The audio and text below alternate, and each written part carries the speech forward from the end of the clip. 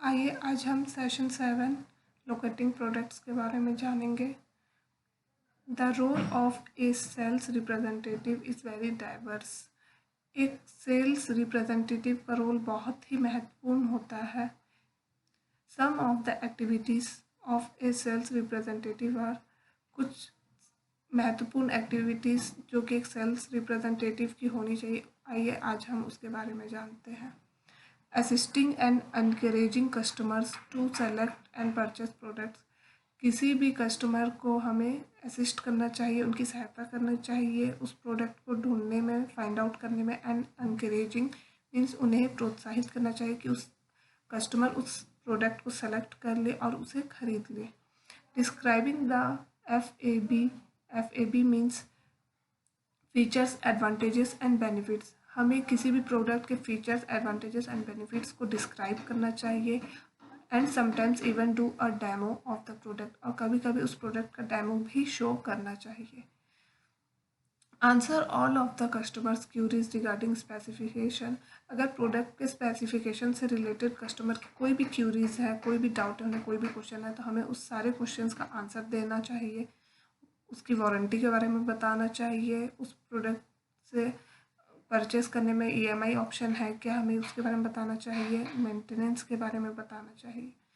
Address the customers needs, that is advice and help the customer locate appropriate products.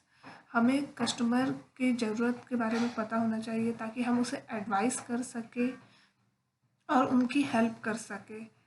एक सही product उन्हें खरीदने में हम उनकी हेल्प कर सके।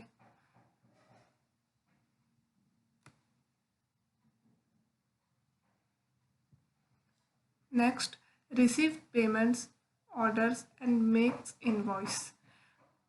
हमें पेमेंट रिसीव करना आना चाहिए, ऑर्डर्स रिसीव करना आना चाहिए, एंड मेक्स इनवॉइस, और उन्हें बिल बनाकर देना आना चाहिए। Arrange display of goods in retail stores. हमें कस्टमर के नीड्स के हिसाब से जो भी प्रोडक्ट्स हैं उन्हें उसी हिसाब से अरेंज करके डिस्प्ले करना चाहिए अपने रिटेल स्टोर में। Next, coordinate stock inventory and order new stock. जो भी पुराने स्टॉक्स हैं हमारे पास, उनकी एक लिस्ट बनानी चाहिए और उनके और कस्टमर के बीच में किन चीज़ों की ज़रूरत है, उन्हें किन किन चीज़ों की आवश्यकता है, उसकी एक लिस्ट बनाते हुए हमें न्यू स्टॉक का ऑर्डर करना चाहिए। आइए आगे देखते हैं एक्सरसाइज।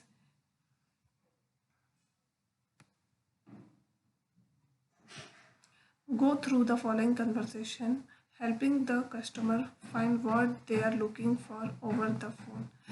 यहाँ पे कन्वर्सेशन चल रहा है कस्टमर का और सेल्स रिप्रेजेंटेटिव का। उसमें हमें उन्हें हेल्प करना है एक फ़ोन दिलाने में, और उस फ़ोन पे वो है किस किस चीज़ों की ज़रूरतें हैं, किन किन चीज़ों की आवश्यकता है, उसको ध्यान में रखते हुए हमें उन्हें वैसा ही फ़ोन दिलाना है।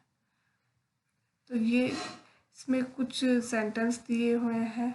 ए, आपका कस्टमर सेल्स रिप्रेजेंटेटिव है, और बी जो है वो आपका कस्टमर। यहाँ पे इन दोनों की कन्वर्सेशन चल रही है। यहाँ पे ये जो क्वेश्चन है ये जंबल वर्ड्स में दिया है, इनको आपको रीअरेंज कर कर यहाँ पे फिल करना है। आइए आगे देखते हैं।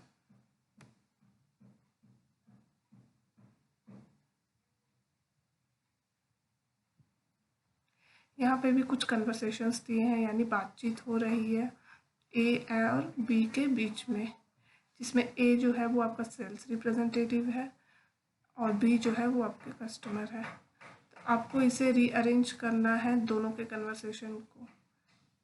आगे देखते हैं। यहाँ पे सेकंड कन्वर्सेशन चल रहा है। सेम, ए जो है वो आपका सेल्स रिप्रेजेंटेटिव है और बी जो है वो आपके कस्टमर है। इसको ये भी आपको रीअरेंज करके इनकी कन्वर्सेशन को सेट करना है।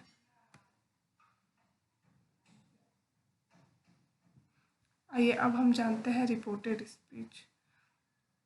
Direct speech, Meena who bought this series.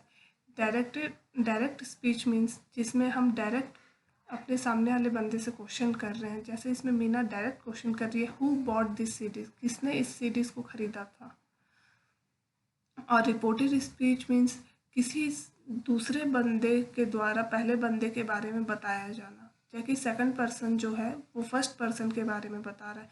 Meena asked who had bought those CDs. Meena पूछ रही है किसने उन सीडीज को खरीदा था। तो डायरेक्ट स्पीच मीन्स जब हम किसी से डायरेक्ट क्वेश्चन करते हैं उसे डायरेक्ट स्पीच कहा जाता है, और कोई सेकंड पर्सन अगर फर्स्ट पर्सन के बारे में बता रहा है तो उसे रिपोर्टेड स्पीच कहा जाता है।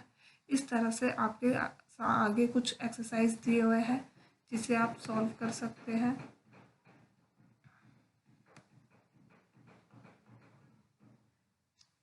यहाँ पे आपके असेसमेंट में कुछ क्वेश्चंस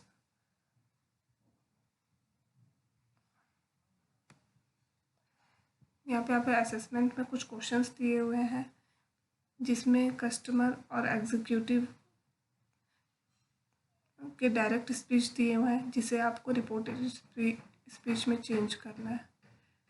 तो आप उस एग्जांपल्स को पढ़कर यहाँ पे डायरेक्ट स्पीच को रिपोर्टेड स्पीच में कन्वर्ट कर सकते हैं। Thank you.